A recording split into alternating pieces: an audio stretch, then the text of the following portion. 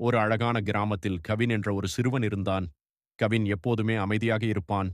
மற்ற குழந்தைகள் ஓடிப்பிடித்து விளையாடும்போது அவன் மட்டும் ஒரு மரத்தடியில் அமர்ந்து எதையோ தேடுவது போலவே இருப்பான். அவனிடம் அழகான பொம்மைகள் இல்லை, விலையுயர்ந்த விளையாட்டு கருவிகள் இல்லை. என்னிடம் எதுவுமே இல்லையே, நான் எப்படி மகிழ்ச்சியாக இருப்பேன் என்று அவன் கண்கள் கலங்கின. ஒரு முறை அவனது பழைய பெட்டியில் ஒரு சிறிய உடைந்த கண்ணாடி துண்டு கிடைத்தது.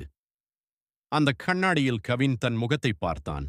அவன் சோகமாக இருந்ததால் கண்ணாடியும் சோகமாகத் தெரிந்தது.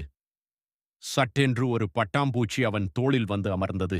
அதை பார்த்ததும் கவினுக்கு ஆச்சரியம். அவன் அறியாமலேயே இதழோரம் ஒரு புன்னகை அரும்பியது. இப்போது கண்ணாடியை பார்த்தான். என்ன ஆச்சரியம்! அந்த கண்ணாடி துண்டு இப்போது வைரம் போல மின்னியது. கவின் புரிந்து கொண்டான். மாய கண்ணாடி வெளியே இல்லை, அவனது சிரிப்பில்தான் இருக்கிறது என்று. அடுத்த நிமிடம் கவின் ஓடிச் சென்று மற்ற நண்பர்களோடு சேர்ந்து கொண்டான். அவனிடம் பொம்மைகள் இல்லை என்றாலும் அவனது சிரிப்பு மற்ற எல்லாரையும் மகிழ்ச்சியாக்கியது. இப்போது அந்த கிராமமே கலகலப்பாக மாறியது. கவின் இப்போது தனியாக இல்லை, அவனிடம் நிறைய நண்பர்கள் இருந்தார்கள். அன்பு காட்டினால் இந்த உலகமே ஒரு அழகான பூந்தோட்டம் என்பதை அவன் தெரிந்து கொண்டான்.